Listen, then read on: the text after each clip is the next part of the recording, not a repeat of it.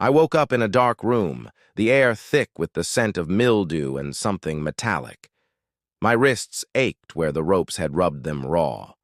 I tried to move, but a sharp pain shot through my side, bruised ribs, maybe worse.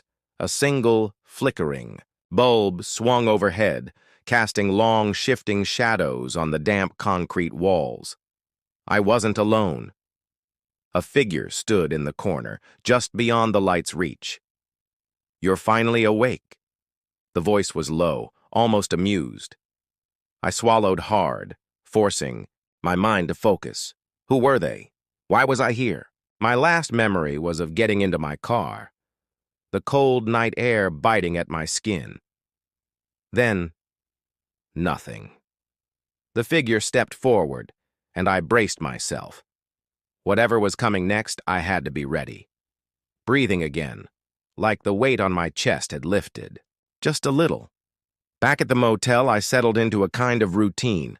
The place was still a dump, moldy walls, buzzing light, but it didn't feel so suffocating anymore. That's when Mr. Booker, the old guy who ran the front desk, started showing up.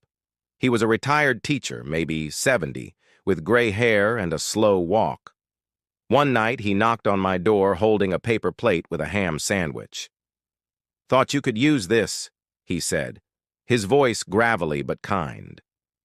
I took it, surprised. "Thanks," I said. He just nodded and stepped inside. He saw the mess, my phone, papers I'd scribbled notes on, but didn't ask much. "Rough stretch, huh?" he said. I chewed the sandwich, the bread soft, the ham salty, and shrugged. "Yeah, wife and her mom took everything, framed me, but I'm fighting back." He sat in the wobbly chair by the table, looking at me like he'd seen 100 kids like me in his classroom. "Good," he said.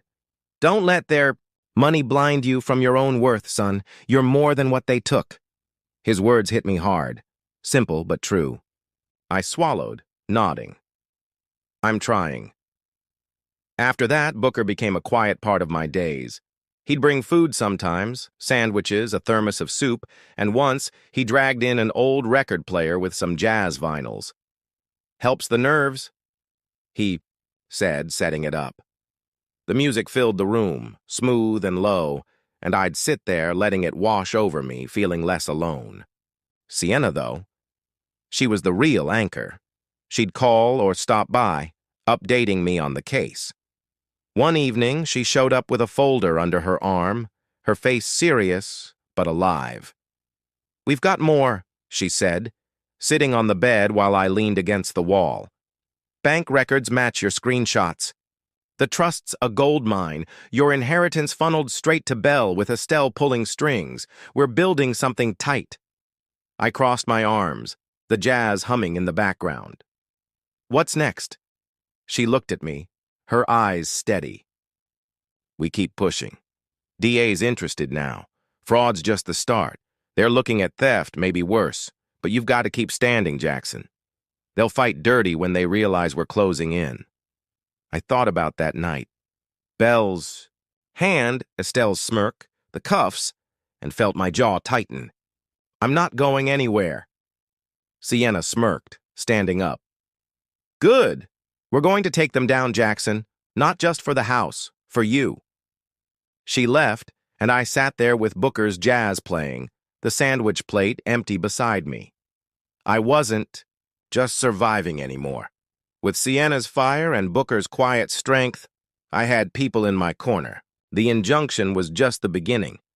I was still here, still fighting. And I'd keep standing until I got it all back. I woke up to the sound of rain tapping on the motel window, a steady drum that matched the pulse in my chest. My name's Jackson Reed, and things were moving now, really moving.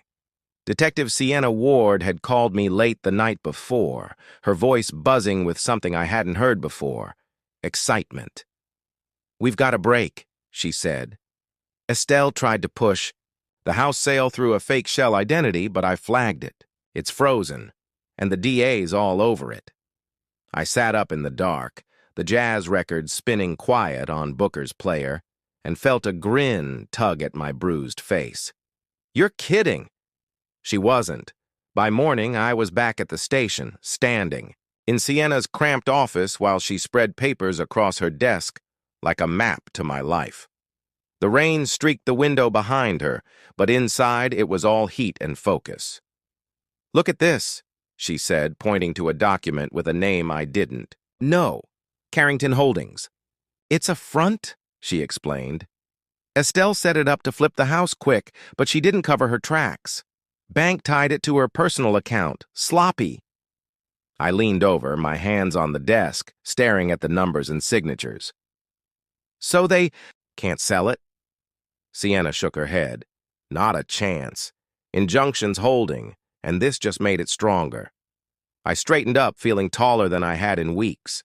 The house, my house, was still mine. At least for now. Sienna kept going, flipping through more pages. "DA's office is building the case. Fraud, identity falsification, property theft, and emotional abuse, Jackson. That slap the public set up, it's part of it. They wanted to break you." I nodded, my jaw tight. "They almost did," I said, thinking of that night. The blood in my mouth, the silence of the guests. She looked at me, her eyes steady. "Almost doesn't count. You're here. That's what matters." I left the station with my head high, the rain soaking my jacket as I walked back to the motel. My ribs still ached, but it was nothing compared to the fight I felt inside. Back in room 6B, I kicked off my wet boots and sat on the bed, letting Booker's latest jazz record fill the air. He dropped it off that morning with a thermos of coffee, saying, "Rainy days need music." He was right. The saxophone wailed, low and smooth, and I sipped the coffee, thinking about what was coming. Sienna had warned me. The DA would want me to testify, to stand up in court and tell the whole ugly story. I wasn't scared of that. I'd been the guy they thought they could crush, the poor husband, the nobody from the wrong side of town. But I wasn't that guy anymore. I was the man walking into that courtroom, not to beg, not to grovel, but to show them I'd survived. The trial was set. The DA had everything: digital trails, emails, texts, bank logins. It was airtight. And when the day came, I stood outside the courthouse, the air crisp, the sky clear. "You good?" Sienna asked, standing beside me, her coat buttoned tight. I nodded, hands flexing at my sides. "Yeah, let's get this done." Inside, the courtroom smelled like polish and tension. Estelle and Belle sat across the room. Estelle, pearls gleaming, smug as ever. Belle, polished but pale, eyes darting around like a trapped animal. The judge banged the gavel. It started. Sienna went first, laying out the dates, the documents, the trust siphoning my money. "Mr. Reed was targeted," she said. "A calculated effort to strip him of his assets and reputation." Then the DA spoke, walking the jury through my life, my inheritance disappearing, the forged house transfer, the emails framing me. "This wasn't a misunderstanding," he said, pointing at Belle and Estelle. "This was theft, fraud, abuse. And when I took the stand, I told them everything. My name's Jackson Reed, and I was done being their victim. By the time the verdict came, guilty on all counts, it wasn't just a win. It was justice.